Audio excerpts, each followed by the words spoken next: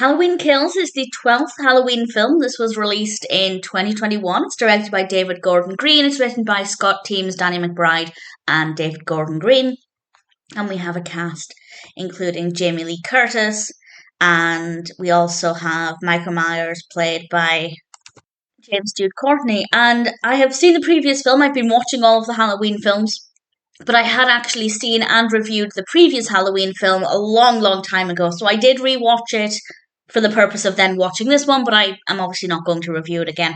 And in general, it's okay, but it feels like more of a cash grab than an actual desire to tell an exciting next chapter in the story. I feel like they were capitalizing on the fact that people would go and see it, which is, on the one hand, fair enough, but I don't think there's a lot of excitement in the storytelling. It's fine, but it doesn't really seem to serve much of a purpose.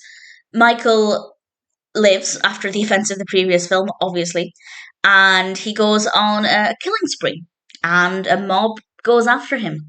And in general, it does seem like they tried to ramp it up, to make it feel more intense, to make it feel bigger than the previous film, but for me, it just felt a little bland. I wasn't bored, I didn't dislike it, but I just wasn't really sure what the point of this was. It felt like a sequel for the sake of having a sequel, rather than because there was a need to tell this next part in Michael's story. So I didn't really get a lot out of it in terms of enjoyment, but there's nothing necessarily wrong with it. We do have some really great music.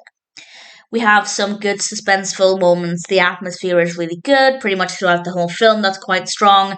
And I'd say it's moderately scary. It's not a terrifying film, but it's certainly scarier than, say, some of the earlier Halloweens. That's not to say it's a better film, but in terms of being scary, it's maybe a little stronger there. So, judging it purely on its own, as a story, it's fine. It works well. It's a decent experience. But as a continuation, it's just a little weak. And as I said, and I'm obviously not going to put words in people's mouths. Maybe people were really excited about this and they thought this was a great next step for the character.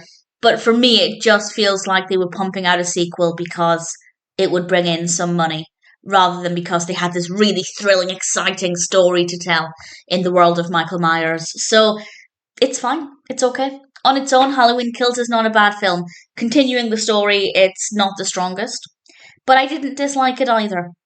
So it's okay. Do I recommend it? Yes, of course. If you're a Halloween fan, if you're watching the films, obviously check it out. I don't think there's any one that I wouldn't recommend. I think they're all pretty decent.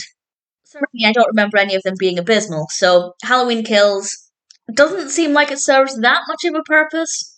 But that being said, I didn't mind it, and I'm looking forward to watching the next, and I believe final Halloween film. Hopefully it's a little bit more moving as a narrative, a little bit more exciting, a little bit more compelling, but if the quality of the horror aspect is anything like this one, then I think it'll be not too bad.